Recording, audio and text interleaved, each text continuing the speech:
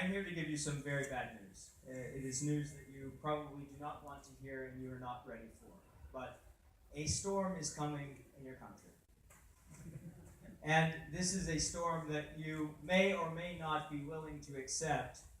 But I want to tell you a little story about a revolution.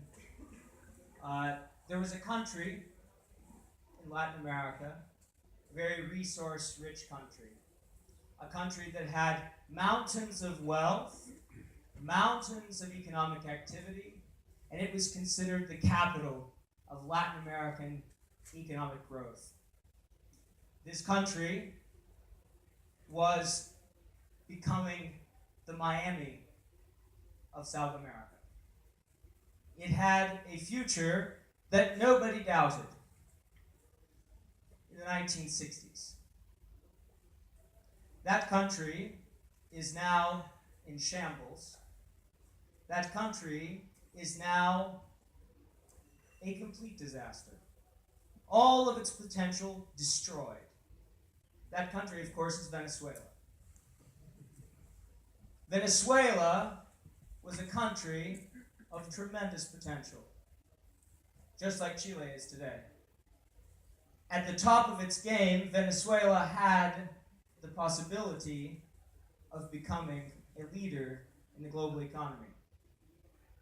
But Venezuela lost its way. And Venezuela lost its way not because of rebels and revolutionaries of the left, but because the people who had the money, the people who had the power, weren't paying attention to what the hell was going on in front of them. They lived in denial.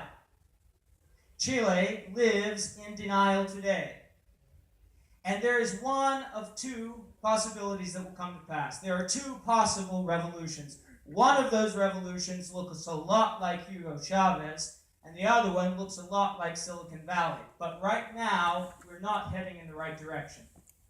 And I don't say this as some gringo interloper who doesn't know what he's talking about. I've lived here for 7 years. I have watched the transition in this country for 7 years, and I am terrified of what is happening in front of me today. I am scared of the possibilities that now lie ahead. My standard pitch to people for the last several years is, well, why should I invest in Chile? Why should I move my startup to Chile? I always say, I start with 3 things. I say, well, Chile has great weather, a stable economy, and stable politics, and that sets it apart from the rest of Latin America. In 10 years, on its current trajectory, only one of those statements will still be true. Weather. The other possible revolution that could take place is a revolution of technology, a revolution of real entrepreneurship, a revolution that equalizes opportunity across all classes, not by the redistribution of wealth, but by the redistribution of opportunity. But this means making a lot of changes. But it also means that there have to be revolutionaries. All revolutions need revolutionaries. And there aren't that many right now. See, you think that this is a war between the people who have already been running the country moderately well for a while and the other people who think that they need to take over and run the country completely differently. You're missing the game if this is what you think. Because the people that are in charge and in power now, in 10 years will not be in charge or in power. They probably will lose a lot of their money, and for sure their children and grandchildren will be living in the US or Europe, just like young Venezuelans from that class do today. For the years that I worked in finance, I noticed a curious thing. I met lots of Latinos who were working on Wall Street, lots of them, but almost no Chileans. Lots of Venezuelans, lots of Argentinians, few Mexicans, no Chileans. Why do you think that is? Because here, they have all of the opportunity to make their life. Young Venezuelans from the upper middle class and the upper class want to work in finance. You can't stay in Caracas, so you go to New York. Young tech entrepreneurs from Latin America don't come from Chile and go to Silicon Valley. They come from Venezuela and go to Silicon Valley. And Chile faces this same brain drain today if things keep going as they are. In 10 years, your children and grandchildren will not have the opportunities in their home country that you have today. And this is really what is at stake in this revolution. So the real war here is between the two sets of revolutionaries. Just like it was in Russia at the turn of the last century. It was not really a war between the Tsar and the revolutionaries. It was a war between the far-left revolutionaries and the moderate revolutionaries. It was inevitable that the Tsar was going to die, that the Russian government was going to go away. The same is true in many countries in Latin America today, and Chile is no exception. So which side you are on is really which revolution you want to be a part of. Do you want to be an entrepreneur or an investor supporting the revolutionaries that are going to equalize opportunity, or do you want Chile to have a rerun of its history? I know this is not pleasant to hear. I know that this is painful to hear, but it is the truth, and I want you to listen to it. And I want you to process what it means. Because it means making fundamental changes to the way you as entrepreneurs or you as investors think about your work.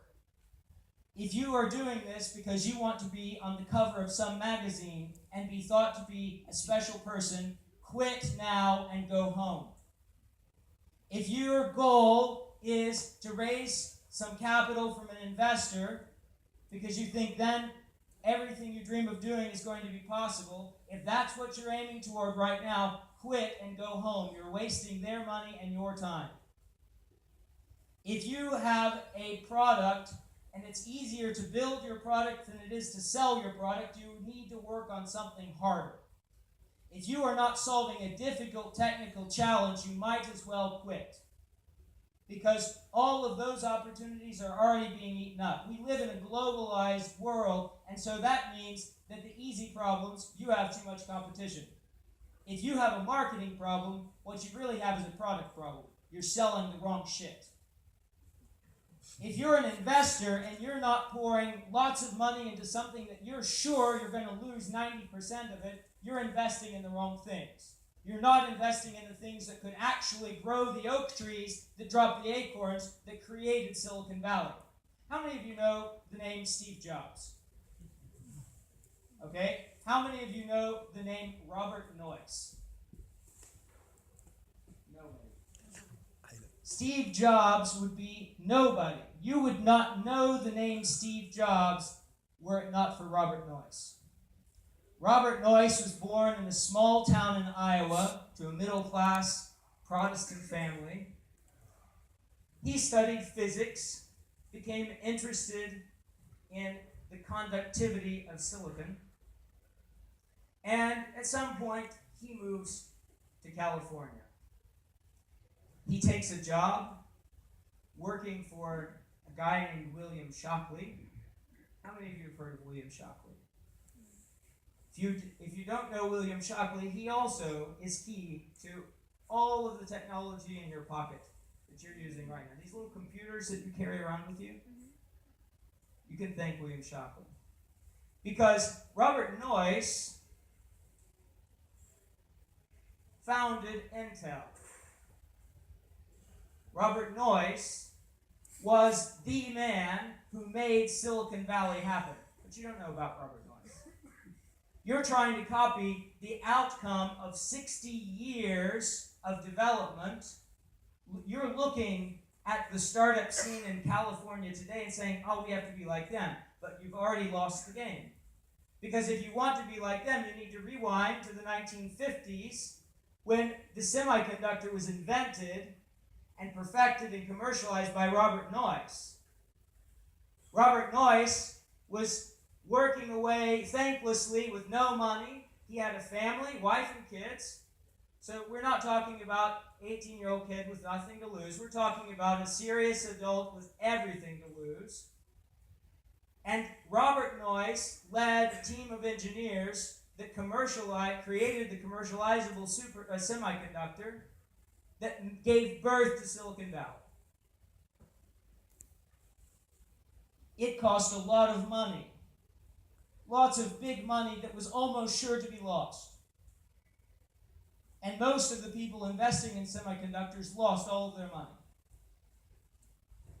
But that's what it took to build Silicon Valley. It took people saying, I want this future, even if I don't get to be the one who benefits from it directly and financially. Because even if you invest, if you're an investor or you're an entrepreneur, and even if what you do fails, but you go big, you are part of the momentum that will save your country. Because somebody will succeed. There will be a Robert Noyce. There will be a lot of failures, but there will be a Robert Noyce. And even if you aren't him, and even if you aren't the guy who invests in him, you can at least be assured that your grandchildren will be able to stay in their own country and live a good life if they want to. But this is the price you have to pay. The price you have to pay is taking big risks on real technological innovation. This means investing in things like quantum computing, where you're going to lose almost all of your money, almost assuredly. Until one day you don't. The impossible is only impossible until somebody else does it anyway. Chile could be the Silicon Valley of agricultural technology. It has the raw material. It has the knowledge. But there's not a movement for great breakthroughs, transformational, exponential breakthroughs in agricultural technology. There should be. There should be the Stanford of agriculture technology here in Chile. That's the kind of Stanford Chile needs. Chile could be at the center of all space research. You have the wonderful Atacama in the north with no humidity in the air, and all of these wonderful telescopes. And an entire economy, an entire Silicon Valley economy could be built around that resource, pushing the limits of astronomy and space research. But that economy doesn't exist here. Instead, Austin, Texas is trying to build a space hub. Why? Well, because people in Austin, Texas are willing to throw money at things until it finally does work, even if they lose a lot in the short term. But here, for 7 years, I have seen no real risk takers. I have seen no real desire to punch the world in the face and say, we don't like this anymore. We don't like the way things are being done. We're going to create some kind of solution to this, some kind of alternative, even if it makes everybody I know mad at me, even if it makes me a pariah in society, even if it means I can never join the country club. I don't see that kind of risk-taking. There is no boldness here, but there should be. Because there are bold people fighting the other revolution. There are bold people on the other side organizing thousands and thousands of students to take over schools, march in the streets, and tear down what other people have built. That revolution has momentum because that revolution has bold people leading it. And there is nothing but weakness on the other side. I love Chile.